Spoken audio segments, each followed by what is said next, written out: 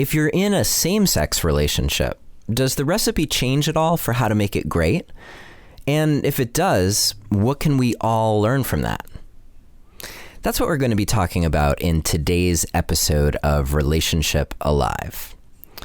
But first, Relationship Alive is my offering to you so that you can have the most amazing relationship possible. If you're finding the podcast to be helpful for you, please consider a donation to ensure that we can continue.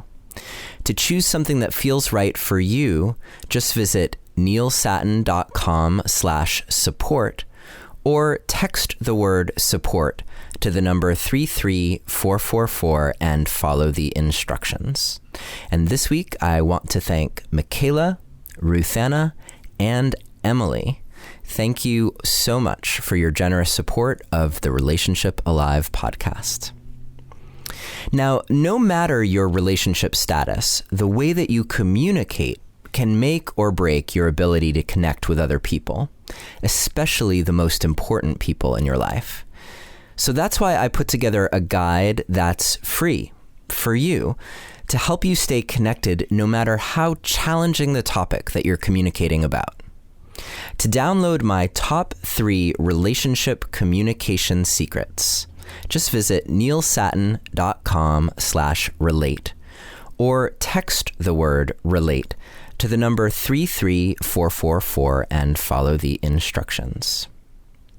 Now, along those lines, I'd like to find out a little bit more about you to ensure that what we're doing here is actually helpful. So would you be willing to take just a few minutes to fill out a quick anonymous survey?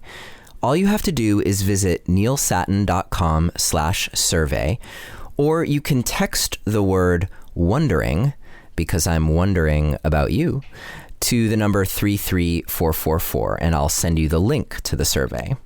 It's quick, it's anonymous, and it will help me help you. So thanks for taking a moment to fill me in.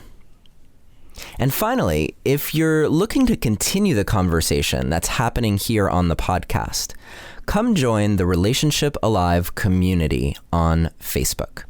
We've created a safe space with more than 2,000 other people who are there to support you in your relationship journey, and I hope to see you there. So I think that's it for today. Let's get on with the show.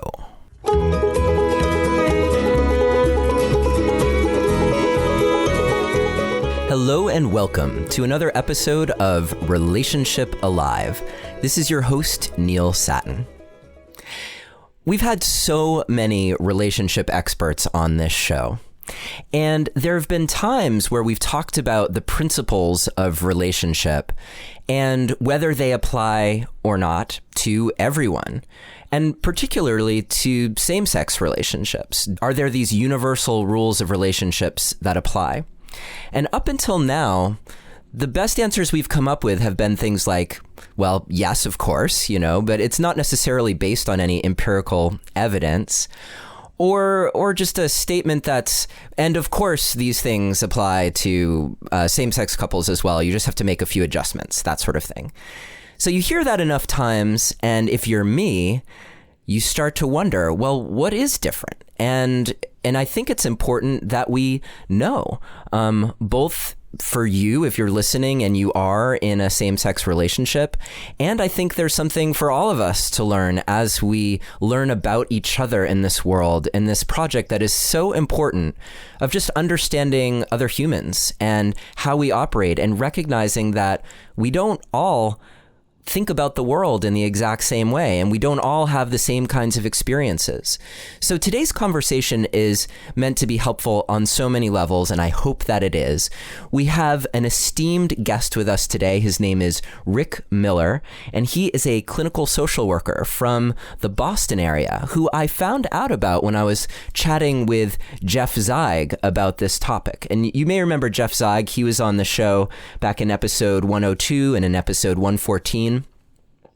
And we were chatting about, well, who would be an awesome person to have on the show to chat about this? And he mentioned Rick, who Among having presented at the couples conference on this topic of gay male relationships, he's the author of Unwrapped, Integrative Therapy with Gay Men, The Gift of Presence, which is a book primarily for therapists. And then another book, Mindfulness Tools for Gay Men in Therapy.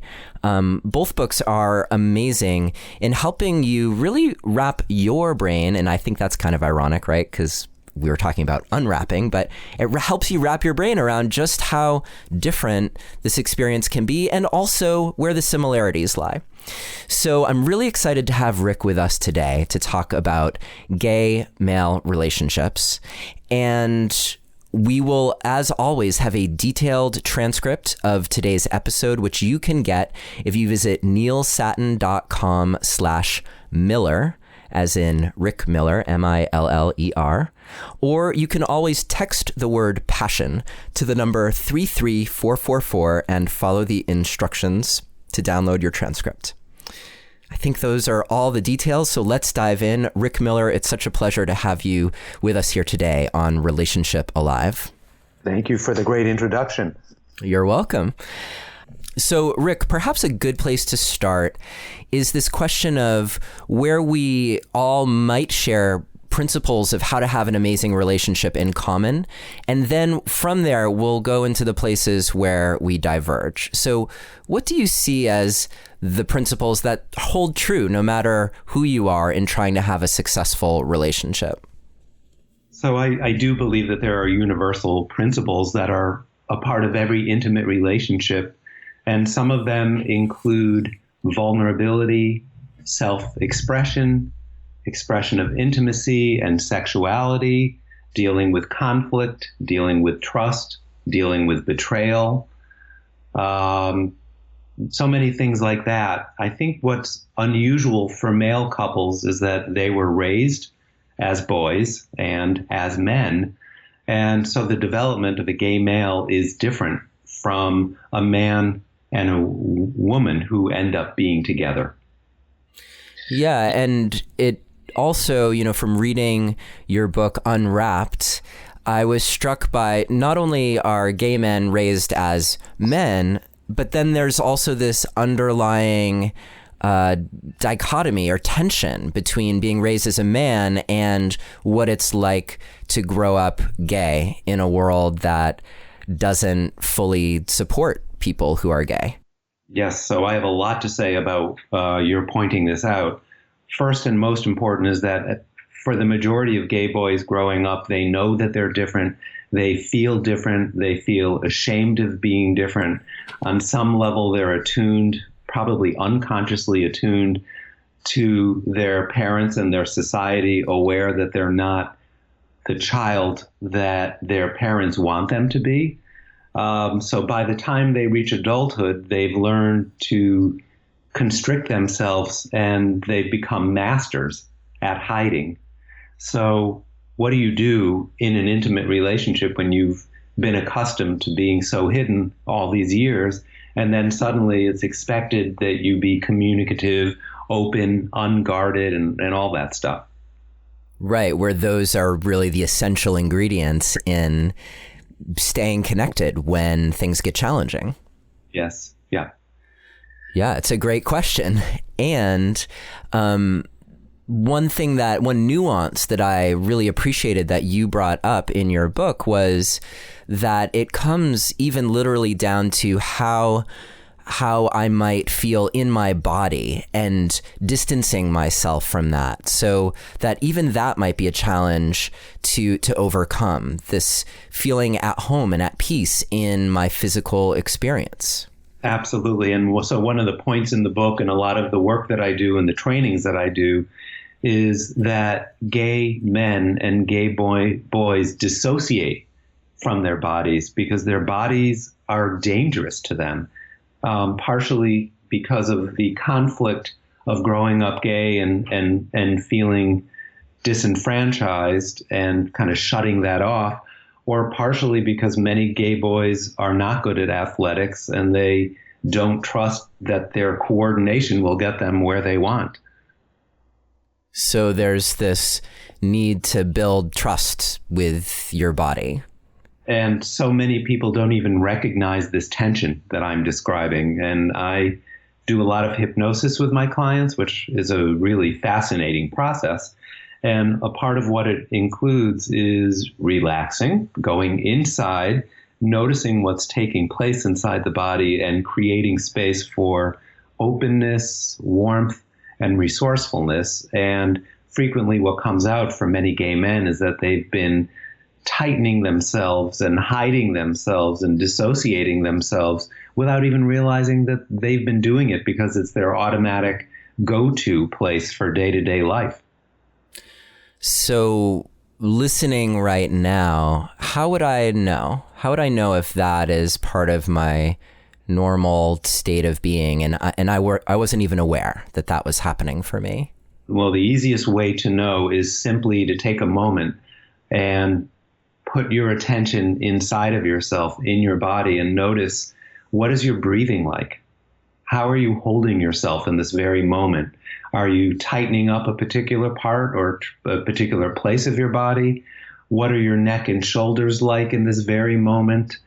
Even as I'm asking you these questions, what are you noticing? So if you'd like to be the guinea pig, perhaps you can answer these based on your own observations.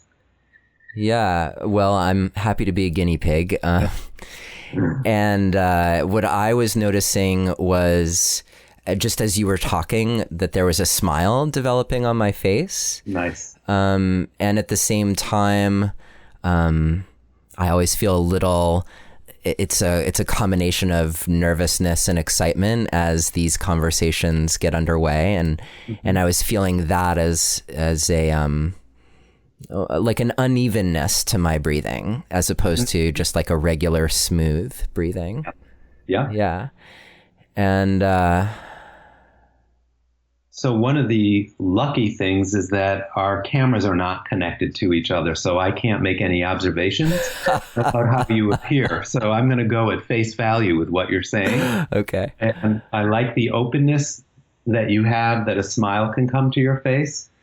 And if I were sitting across from you, I might point out little things that I'm seeing, and ask you to make slight adjustments and all that kind of thing. It's exciting. What's interesting about really being attentive to the body is that there are so many answers that we have available inside of us that many of us don't even pay attention to. Yeah. Yeah. And, you know, it's coming to me really clearly right now. And just so you know, and you listening know this is not planned, but I just became suddenly aware of how, when I was reading your books and getting prepared for this conversation, what it was like to grow up in this world. And I'm a product of the, mid to late 70s and the 80s. I was born in 74. Just now I'm truly dating myself here. And recognizing, in relation to this dialogue, what my experience was, which is I would not say that I'm gay, and yet at the same time, I did experience a lot of, I think, more things that might be considered more feminine and more connection to emotions, and I'm realizing now just how much the fear of being labeled a certain way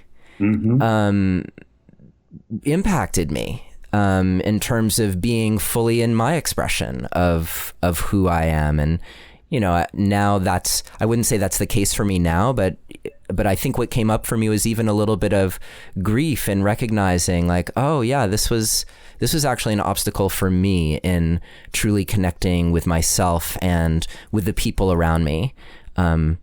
Because I was afraid of being labeled. I totally appreciate your openness in talking about this. And I think the experience of feeling different, or even being noticed as being different, is universal for people, but everyone has their own reason why. And you strike me as a male who is sensitive and able to be open.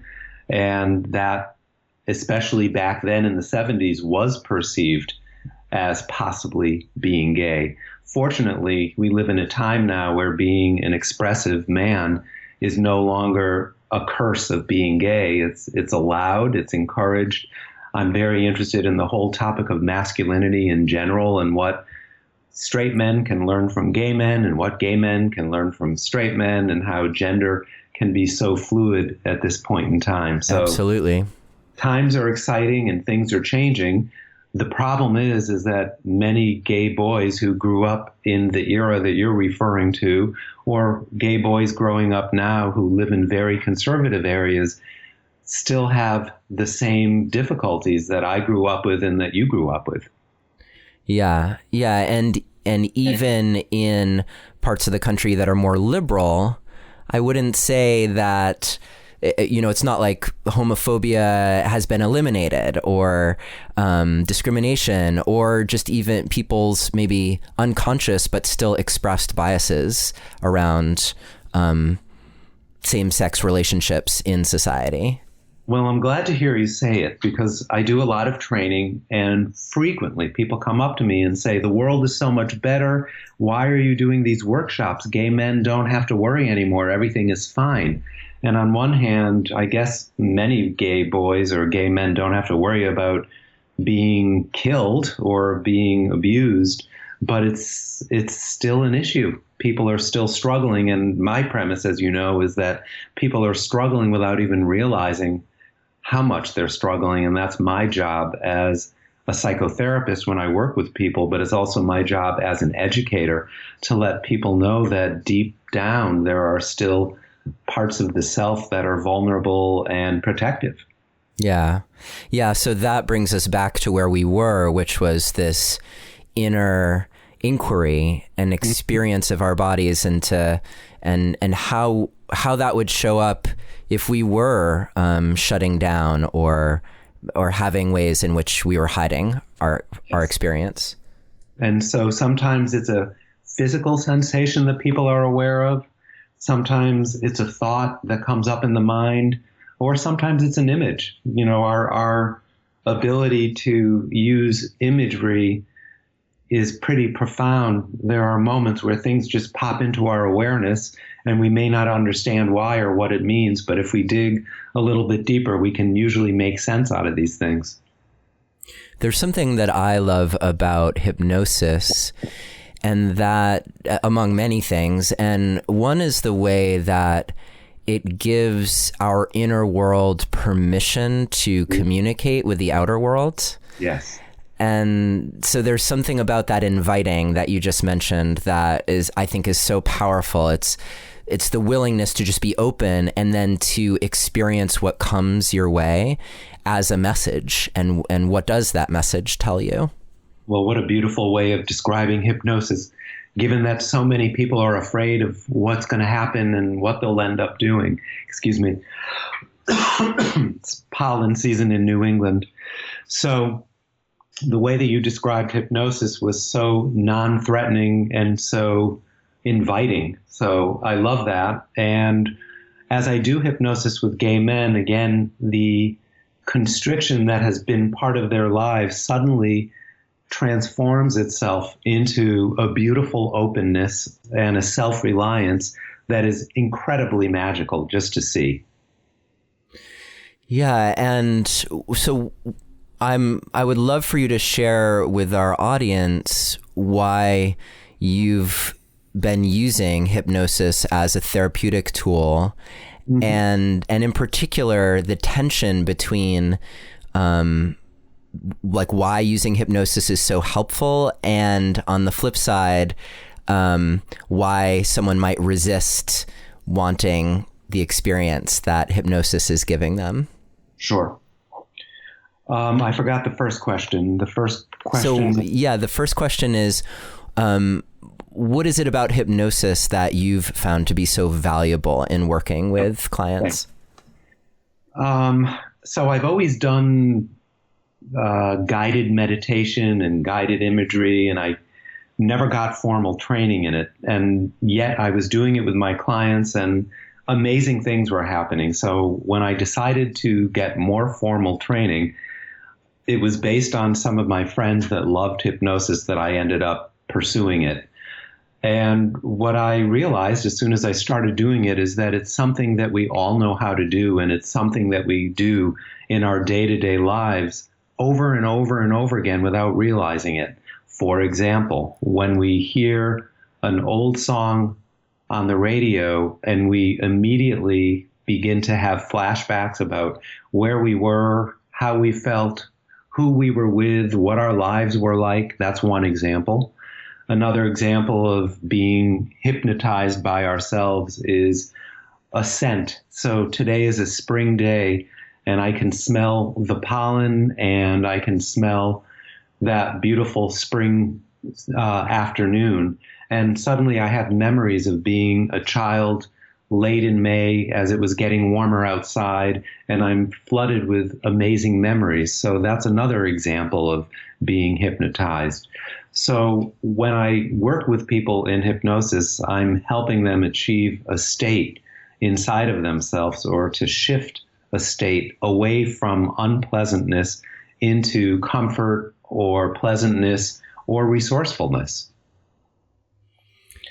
And how does that make such a huge difference for, particularly for gay men who are dealing with this problem that we were talking about initially, which is around dissociation from their physical experience?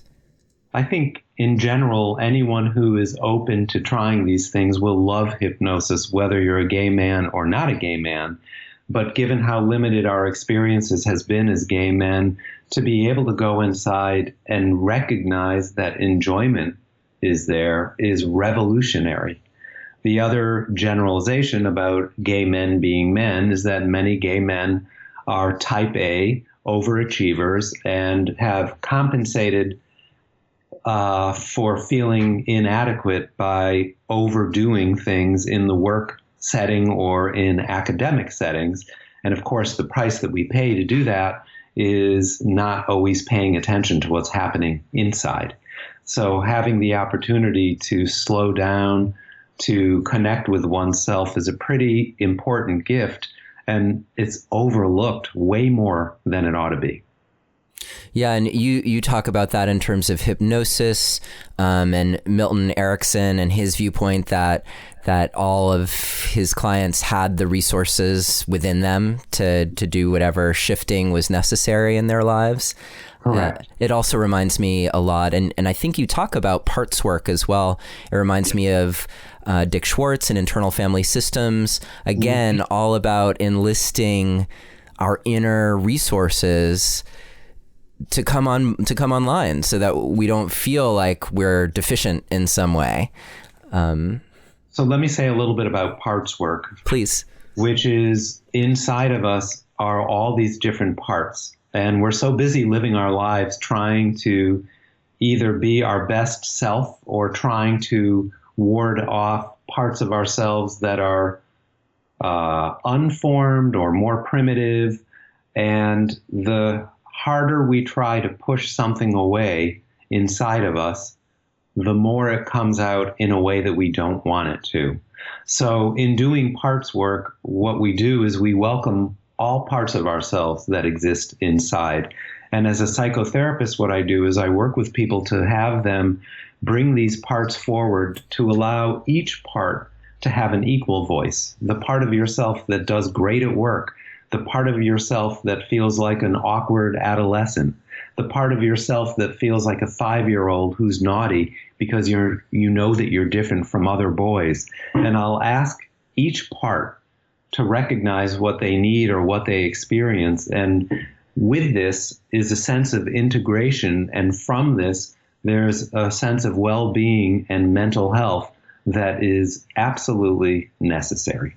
Yeah, I love it. And let's bring that now, like imagining that we've miraculously totally resourced ourselves in the past, 15 or 20 minutes.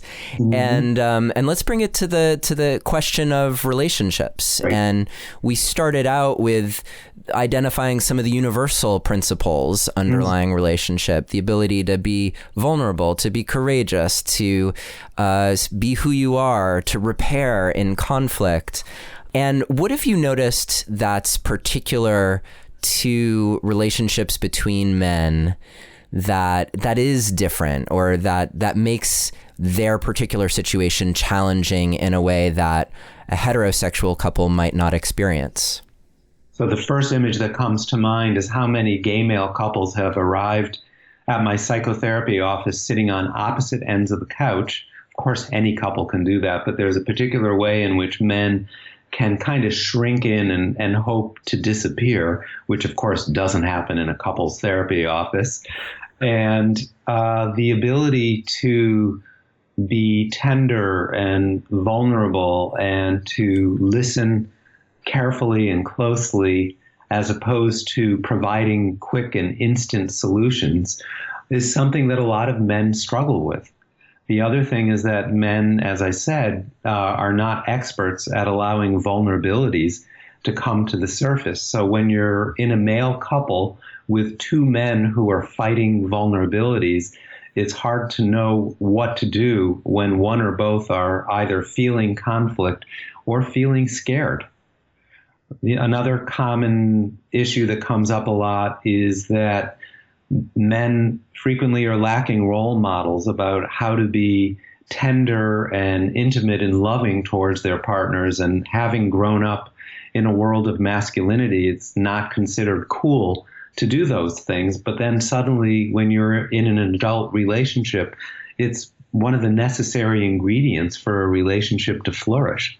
And now you also talk about the impact of kind of the mythology of gay culture. And as I was reading about that, I was thinking about, that must be so challenging to, on the one hand, be part of this larger culture that looks at you one way, but then to have this idealized version of what it means to be a gay man that you also might not fully resonate with, but it at least gives you a place to go. Well, there's a lot of pressure to be a certain kind of gay man. And what's interesting is that before we had the internet or phone apps, being gay perhaps was more regional, that we were informed by where we lived and how people did things where we lived. Now it's a worldwide experience. And gay men are looking at other gay men all over the world, and the pressure to be young, to look a certain way, to be professionally successful is what is driving many men in their desires to be successful. And the problem with that is that many men are very successful in a variety of ways, but they don't feel like they measure up to this gay male standard. It's a lot of pressure, and frequently men will buy into this without even recognizing that it's what they do. And so when I do trainings, frequently people will raise their hands and say, well, I have many gay male clients that live outside of the city and they live in rural areas and they don't buy into what you're talking about. And I'll come back and challenge them by saying, do they go online? What are they looking at? What are the pornography sites that they're looking at? What are the websites that they're going to as gay men where they're being informed about what their life ought to be like as a gay man? And I make the comparison of how women will look at fashion magazines, regardless of their age, regardless of their size, and then experience this uncomfortable feeling inside of themselves based on not meeting those standards. Mm. Yeah, and how do you help a couple where maybe one or both members of the couple is struggling with that issue? How do you help them support each other in finding who they really are in the midst of all of that? Well, one of the things is to verbalize what I just said to you about noticing how some of the pressure to be a certain way is coming from outside of themselves, and that they're internalizing that without even realizing it. And so one of the gifts of being a couples therapist is that I get to help people shift their focus inward and to be the person that they really are and accept who they really are, rather than trying to be a stereotype of who someone is supposed to be. The other thing that I do, which is part of the same process of going inside, is helping people to identify what they want, what they need, what they expect from their partner, and to also learn how to give parts of themselves that they didn't know they could do or didn't allow themselves to do because it wasn't considered masculine. Yeah, one thing that you mentioned, I think in maybe the presentation that you gave for the couples conference, that I can totally relate to, because I happen to think that just about everyone could use a bit of a sexual re-education. Mm-hmm. This idea that there's a discovery of what it really means to us as individuals to be healthy, to be sexual, to what gives us pleasure, what doesn't, and to really be able to explore that enough that we can take a strong stand for who we are in that, as opposed to just buying into some prescription that's been handed us.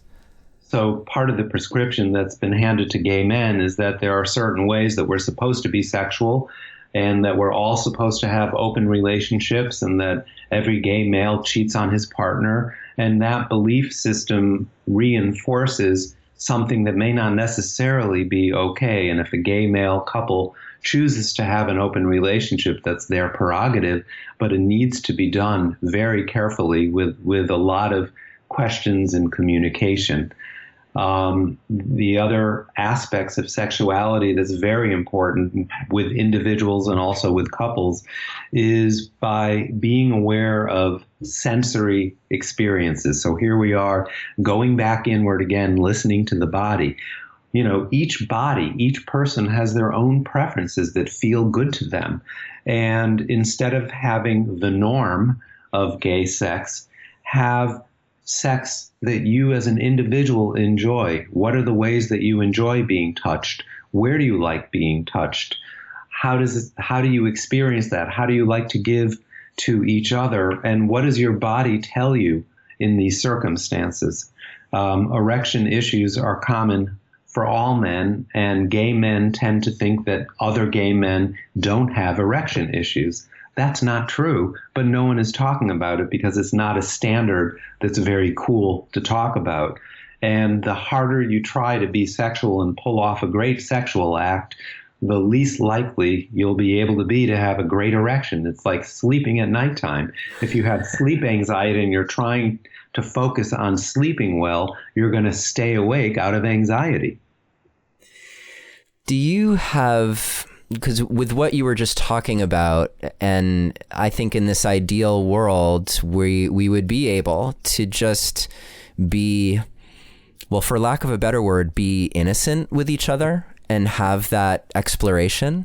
Mm-hmm. And to me, the big word that leaped out when I was having that thought was shame, mm-hmm. and how shame becomes an obstacle to being a willing explorer. Yes. Yeah. So shame, of course, is a central experience for growing up gay. It's the backbone of one's being. And so as an adult, how do you rid yourself of something that's been embedded inside of you all this time? And so part of your approach in just being and finding comfort is a great way of working with shame and healing shame. So that's the good news about being in a relationship, is that the closeness and the tenderness that can be achieved is going to erode away these layers of shame. I also had an image of how men treat their animals, which is that they're able to speak in a high tone of voice. They're able to be very gentle. They're able to cuddle with them. And frequently partners will say, if you treated me like you treated the dog, I would be so happy. And clearly it's a less conflictual relationship. It's all about pure love. And for many men, they're not worried about being masculine with their dog. And if only they could do the same with their partners, maybe they wouldn't need me. Yeah. Yeah. That's a really interesting thought that brings me in so many different directions. I'm curious about one thing in particular that, and I'm just wondering if you can shed some light on this, because as you've described it, one of the key possibilities for someone growing up gay is this sense that there's something not quite right about me, or shame about who I am.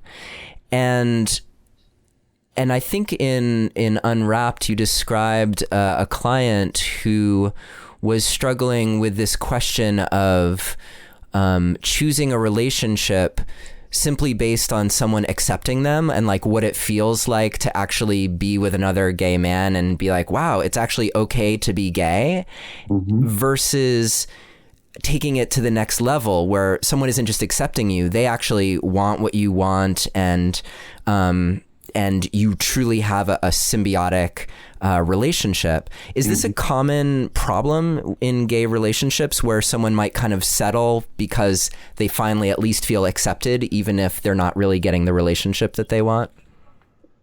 I mean, you're touching so many things that I could go in about 10 directions. But okay. I think, again, the norms of the gay male subculture are such that gay men frequently are seeking out beauty over other qualities. And the prize of a gay male is being with someone who turns heads. And, beauty is only skin deep. And what else is there? And so in an ideal world, we don't just look for a partner who looks great on the outside. We look for a partner who compliments us, who challenges us, who brings us tension and joy. And one of the things I love about relationships is that there's an expectation that it's all smooth and hunky-dory and hearts and roses, when in fact the truth about intimate relationships is that they're challenging and they're difficult. And there's a certain edginess that comes with this that's truly intimate, truly exciting, and keeps a certain freshness going. And so this is much more about the insides of who we really are rather than how we appear on the outside or how people view us from the outside. I always say that every couple has their own particular hell that they keep secret from the rest of the world because they fear that if other people know, they're going to blow the cover. But there is no such thing as a relationship that doesn't have this. Yeah, and for someone who at one point relished the fact that they were accepted, but now is recognizing, oh, this isn't really a relationship where I'm being fully met, but I don't have hope that I could find what I'm looking for in another partner. How do you create a light of optimism there for those people? Basically, I reassure them that the hell that they're experiencing is normal. So I have a timeline that I frequently tell people, which is that the first 4 months of any intimate relationship, not just men, is a time of such excitement and a time of great projection. And during these moments, the rest of the world goes away when we're together, and the other person is fulfilling all that has been unfulfilled. And it's so dreamy and it's so magical. And obviously there's a strong intimate and sexual component during this period of time. And around 8 months or so, people really begin to see each other for who they really are. And this includes warts and all. So as people become more real, the challenges present themselves more and more regularly. And frequently between this and about 2 years, couples think that because this is happening, there's something wrong. And a majority of people end the relationship because it isn't perfect, when in fact, this is exactly what needs to happen.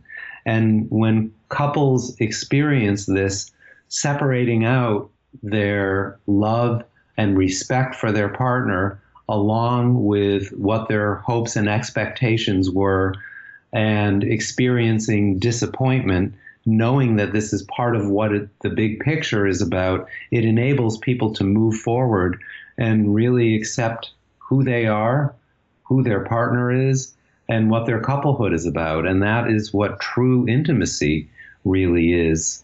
And so, again, going back to male couples, a part of this recipe is also in accepting our own limitations based on how we feel inside of ourselves, how we were raised, what was expected of us as men, and how to give a soft, intimate, loving part of ourselves to another person when we haven't really been taught how to do it. And if we use our mothers as our role model, then we're losing our masculinity. If we use our fathers as our role model, then we may have a struggle with how to be soft in these certain ways. Yeah, that makes me think about the pull between the importance of attachment in relationship and creating safety, and then the ways that we handle a lack of variety, or things being maybe too safe in our relationships. And it kind of, maybe this is a tension inherent in that stereotype that you mentioned, the stereotype that there are a lot of gay relationships that are that where people have multiple partners or are poly or open, and how that must be creating some tension and polarity with what's required to create a secure bond between two people. It's so fascinating to me that frequently gay couples come into my office and say, I think we need to open up our relationship. And I'll say, why is that? And they'll say, because we're having a horrible time with each other. And since when would opening up a relationship be the solution to a struggle that has nothing to do with the outside world, that has everything to do with the two people working on these vulnerabilities? So I frequently try to slow people down and to allow their focus to be between the two of them and themselves, long before running out and making life a little bit more complicated. And in terms of thinking about attachment, what we expect and need from our partners is for them to have our back. Our partners become a safe haven in the world. Our partners become a representation of our parents, or they even become a representation of the ideal parent that we never had. So as our partners tolerate us and love us and care for us, they're compensating for things that we didn't get when we were younger. And frequently partners, men and women, need to be taught how to do this in a context of couples therapy or in the context of educating themselves in order to be more fully available. And when you say learning about how to do this, are you talking about really being aware that that is part of maybe the unspoken expectation in relationship, and then deciding how you're going to respond to that? Will you be that ideal parent as much as possible, or will you shine a light on that dynamic and try to dismantle it so that neither of you is putting that expectation on each other? No, I will shine a light on that dynamic, saying that this is what it is. This is what a truly intimate relationship is, and that each person in the world that's in an intimate relationship has some challenges with how to be a parent figure to your partner, because that's not how we go into it. And so how do you learn how to do that and know what to do? And so that's what I mean, is that we all have to learn how to nourish and nurture other people, especially our partners.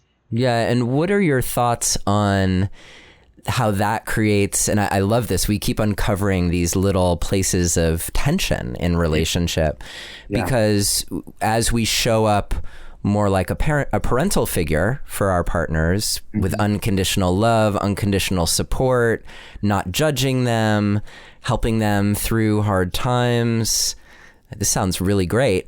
At the same time, we potentially create a schism that makes problems with sexual polarity, because sexual polarity and all other kinds of polarity. Yeah.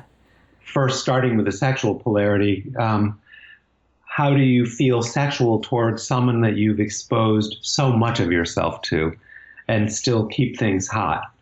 And again, going back to sensations and sensory awareness, is that sometimes what feels good sexually is a physical sensation, and people don't always pay enough attention to that.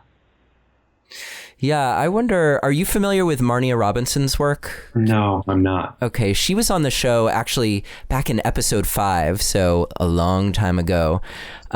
She wrote a book called Cupid's Poisoned Arrow. That's all about the biochemical effects of orgasms. Mm-hmm. And in particular, her whole thesis is based on this idea that if you have an orgasm, you're flooding your system, right, with dopamine, and you're also creating this process by which you become desensitized to that dopamine and to your partner. Mm-hmm. And so as we're talking about this and what keeps sexuality alive, it reminds me of her work, because her whole thing is about how do you explore sexuality without orgasm, in order to keep the sexuality alive and to keep that the sexual chemistry going, as opposed to just like repeatedly flooding your system with dopamine to the point where you're habituated to your partner and need to seek another person in order to get excited. So if you talk about gay men, gay men learn to be sexual as men. And of course, men's motive during sex is to have an orgasm. And frequently men have orgasms very quickly. So the suggestion that Marnia is discussing and that you're talking about is something that I frequently assign to couples for homework. And it's very, very hard for people to actually do this, which is to spend a lot of time taking turns with each other and exploring each other's bodies without focusing on orgasm and without having an orgasm, so that they can really learn to identify other great feelings, how to give to each other, how to receive, how to instruct each other, and to learn about what else feels good inside the body. Yeah, and there's so much to learn there, because I think for so many of us, men in particular, orgasms are a great way to dissociate from life and our pain and our shame and whatever stress we're feeling in the moment. Right. And so if that has become your gateway to sexuality, then you really do have to learn something new, and in order to give up the temporary relief and release that orgasms give you from something that we've been talking about for this whole hour is the question of shame and how that affects how we show up.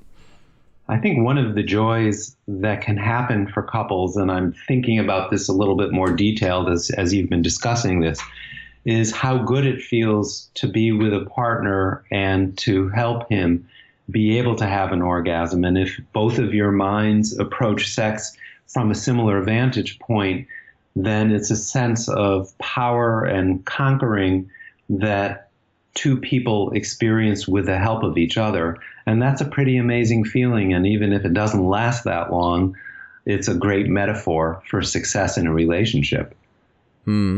Yeah.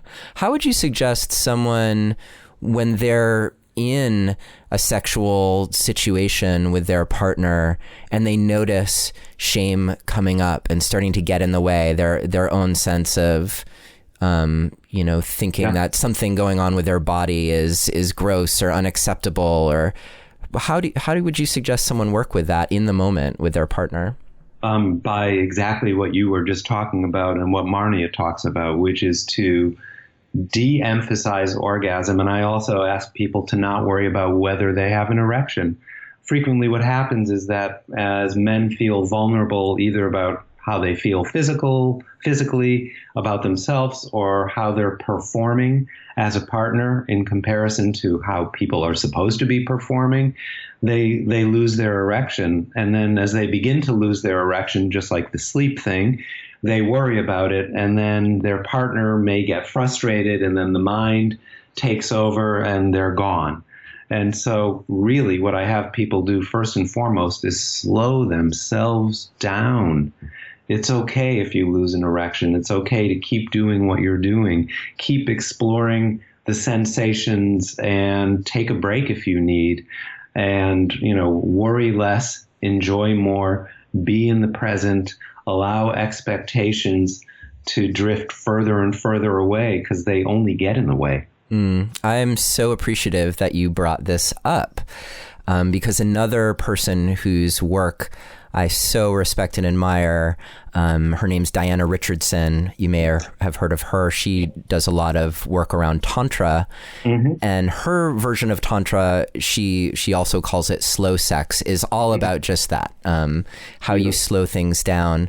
And one of the things that she talks about that I think is actually really missing from the common dialogue about what you do when you have problems maintaining an erection is this concept of, she calls it soft entry. It's not the most glamorous term in the world, but it's this idea, and well, it's not an idea, it's a practice of if you don't have an erection, you can still get lubricated, and with the assistance of your partner, you can still actually be inside your partner, even if you're not hard. That's great. And so you're overcoming this like barrier, and I'm making those finger quotes in the air around the word barrier. You can overcome the barrier to intercourse by simply using some lubrication, some patience, and really gentle movement to actually penetrate your partner and to rest there. And what a difference that makes to not have to rush so quickly. And how freeing it can be, and I don't know the statistics, but what percentage of people then experience erections as a result of allowing themselves to softly enter and be relaxed? Yeah, I wish I had the statistic on that, but good one. I gotta think that it's a lot. Yeah, it's a lot because what you end up giving yourself is that time and relaxation and the presence that you need to ignite that part of your system. Can I shift gears for a moment? Please. Because I'm thinking of a specific couple that I work with where one of the guys frequently would lose his erection because he felt as though he wasn't being as good or as strong of a partner as he ought to be. And through some exploration in my office, what was clear was that expectations were driving their sex life, and it was getting in the way.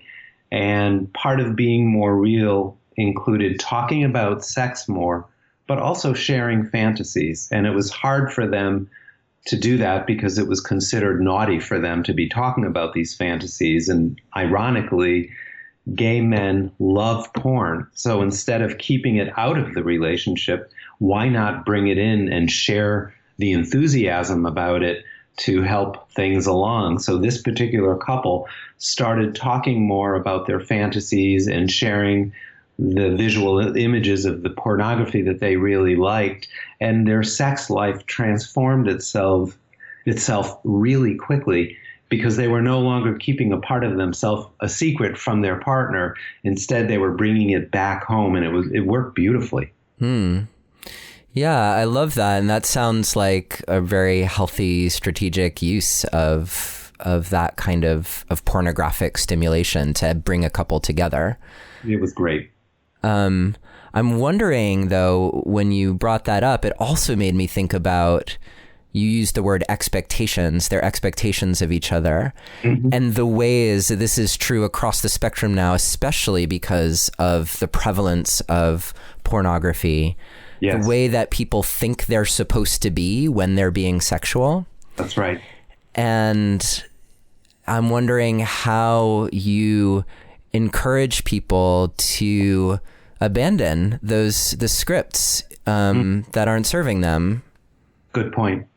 Everything goes back in a circle to listening to your body, and the pornography industry is thriving and people are pursuing it and losing fact of their own humanity as they're doing so.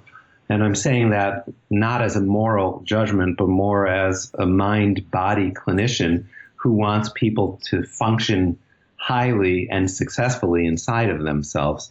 So again, it all comes back to the body. I'm constantly slowing people down, asking people to notice what they enjoy, what turns them on, what their fantasies are, and to use pornography as a help or as an aid for themselves rather than as a way of being in the world. And incidentally, another thing that's happening is that many men have an unrealistic view of what their penis should look like because they compare their penis to pornography, who frequently hire men who are very well endowed.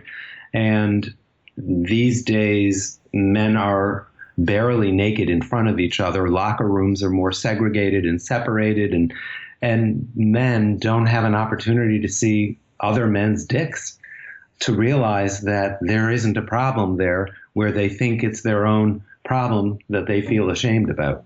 Right. Yeah. Yeah. And even if you are seeing dicks, you're probably not seeing erect dicks. So right. That's another place where you wouldn't necessarily know where you stack up against the average that's out there.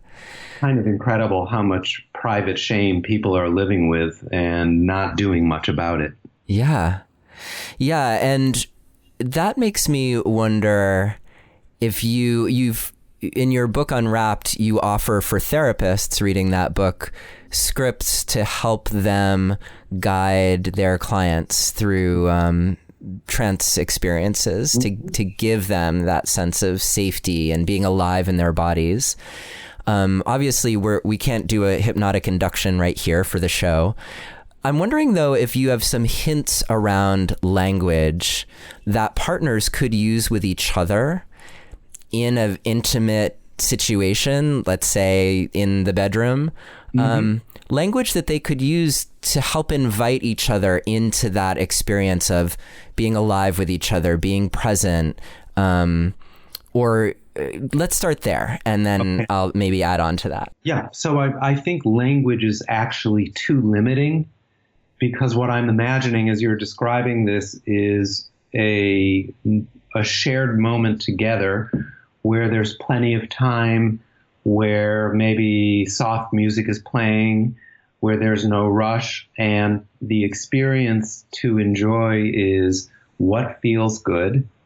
And sometimes it isn't through words that we can convey to our partners what it is that feels good. We can take our hand and move our partner's hand, or we can move our body in such a way that communicates what feels good. So I guess I would use the word language in a very broad metaphorical way, which is to expand the language that we experience sensations and expand the ways in which we communicate our pleasure in these sensations, so that our partners can enjoy what it is that we're enjoying, being perfectly clear to convey that we're enjoying it. Yeah, so that's perfect. I love that notion of expanding language and expanding the ways that we're communicating in those moments. How about, and it makes perfect sense too in the context of that you set. I love the soft music, and I was like kind of painting the picture for myself there. Yes. Too bad my wife is out in California right now. But what about, because now we're coming back to shame. I don't want to end on shame. But what I do want to do is, there's going to be this dynamic, right? Where if you're being really present with your partner in sex, then you're either going to maybe have moments of shame that you might recognize in yourself, or as the partner, you might perceive that something is going on with, with your partner, that your partner is experiencing shame. Yes. What, again, we'll use the word language, but broadening it to mean, how would you communicate in a situation where you notice that your partner is in shame about something? So this is when language really does come in handy. Frequently, what I suggest to people is, if they don't need to focus on being sexual, don't worry about ending the act and ending in orgasm. Let it be fine. Sometimes sex is great. Sometimes it isn't great. Sometimes it works. Sometimes it doesn't work. So with language, what I suggest is, when things are a little bit more neutral and a little more okay, to have a simple, basic conversation about what it is that one is noticing, either in themselves or observing in their partner, and just converse about what it is that's coming up. And so again, we've gone full circle to how we started today, which is to be able to talk openly and honestly about what experiences are taking place and what partners are noticing in themselves and in each other. And is there something that you've seen as you work with clients around issues of shame, as like a common theme? And for some reason, I don't know why this is coming up for me, but it's this question of like something about my body that I don't necessarily like. As to like why those things stick with us, because intuitively that doesn't make any sense. It's our bodies. They're we were gifted these amazing vehicles for living in the world. And yet sometimes they betray us, like you lose your erection when you wish it were there, or you fart at the wrong moment, or whatever it is, or your gut's a little flabbier than you wish it were. Do you see some commonalities around what makes those thoughts about ourselves sticky, and what the path is to letting them go? Yep. So first, about shame, what I frequently do will generalize the experience of shame as a gay man and remind people that this is a common, universal experience. It isn't just you. This is what most gay boys have experienced and internalized while growing up. So that's at the baseline. And then in the here and now, in terms of body image or sexuality, again, focusing on sensation rather than images of perfection, figuring out why it is that people are experiencing a sense of self-consciousness and shame. And I love doing this with couples. I ask them, when your partner gains 5 pounds, how do you feel differently about him? And how do you feel differently about your sex life? And for the most part, what happens is that people don't care. Partners don't care. At a certain point in the relationship, it isn't necessarily the abs that are creating great sex. It's the connection. It's the way in which people communicate with each other. It's the way in which people give to each other, the way in which they're attuned to each other and they enjoy these sensations. That's what sex is, and that's what makes it nice. And in all long-term relationships, beauty dies down in a certain way, and being with the same partner has a certain level of predictability. So regardless of how hot one is or how one is perceived at the beginning of a relationship, over time, that hotness shifts and changes into a much truer kind of intimacy. So again, we go back to expressing what feels good, aiming towards pleasing oneself and pleasing each other, and enjoying the moment for the moment and enjoying the moment in the moment. I love it. I love it.